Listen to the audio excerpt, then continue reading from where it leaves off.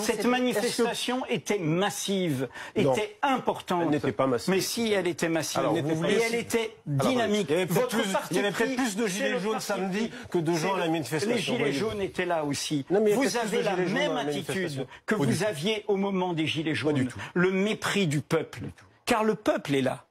Le peuple des classes populaires, des quartiers populaires, de nos usines est là. Et je le redis car vous m'avez interrompu. Le Parti communiste était là. Europe Écologie, les Verts étaient là. La France Insoumise était là. Génération était là. La CGT était là. Le PCF était là. Le nouveau parti anticapitaliste était là. Lutte ouvrière qui est profondément athée et anti-religieux était là. Les partis libertaires, anarchistes étaient là. Jamais il n'y a eu une telle convergence. Toute la campagne de dénigrement, ce mot controversé, des manifestations qui font des polémiques, il y en a toujours. Bien sûr. Vous faites controverser pour une manif pour la PMA, vous faites controverser pour une manif de droite ou d'extrême droite. Non, là, quand le peuple bouge, quand il s'exprime, quand il s'affirme, controversé, des pincettes, le mépris, je le redis, le mépris de l'auto-organisation.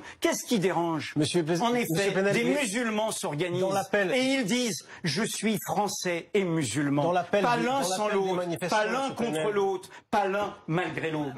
Ma colère, c'est qu'il y a des gens, vous savez quand même, une mosquée a été attaquée, des journaux défendent le grand remplacement, des journaux défendent le grand remplacement, le président s'exprime dans ces journaux islamophobes. Est-ce que l'immigration et l'islam ont été mis à l'ordre du jour du pays par qui? Par le président de la République lui-même en septembre. Pourquoi, Bruce Toussaint? Parce qu'il y a les plus graves attaques sur le terrain social qu'ait jamais connu notre pays. Contre la sécurité sociale, contre l'assurance maladie, contre l'assurance chômage. Ce qui bouillonne dans le pays, ce sont ces causes communes de l'égalité qui ont rendez-vous le 5 décembre. Car c'est le même mouvement, celui qui ébranle tous les peuples du monde aujourd'hui, en Haïti, en Algérie, au Liban, en Amérique latine. Vous n'avez pas vu les étoiles jaunes?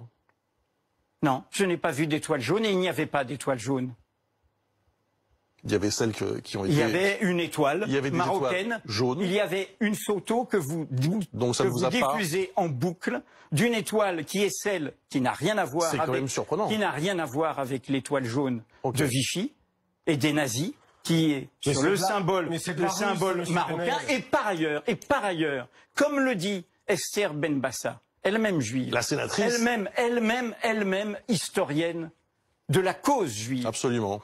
Des discriminations faites contre les juifs. Quelle est la résonance que des compatriotes musulmans brandissent et à juste titre? C'est celle avec la fin du XIXe siècle. Les antisémites du moment de l'affaire Dreyfus ne savaient pas que leurs mots produiraient la solution finale 40 ans après. Ils ne savaient pas que leurs mots allaient vers le crime contre l'humanité. Mais en revanche, à longueur de médias, à longueur de temps, ils désignaient les Juifs en bouc émissaire de nos peurs, de nos inquiétudes. Qu'est-ce qui se passe aujourd'hui dans notre pays? 9 mois de gilets jaunes, vous avez entendu parler des musulmans et de l'islam? Non. Les gilets jaunes disaient question démocratique, question sociale. Qu'est-ce que l'on fait aujourd'hui d'en haut? Car pourquoi ma colère? Ce sont les élites comme l'antisémitisme. Ils n'étaient pas populaires, ils venaient d'en haut. D'en haut, on remet le poison de la division en désignant les musulmans et l'islam. Les musulmans et l'islam.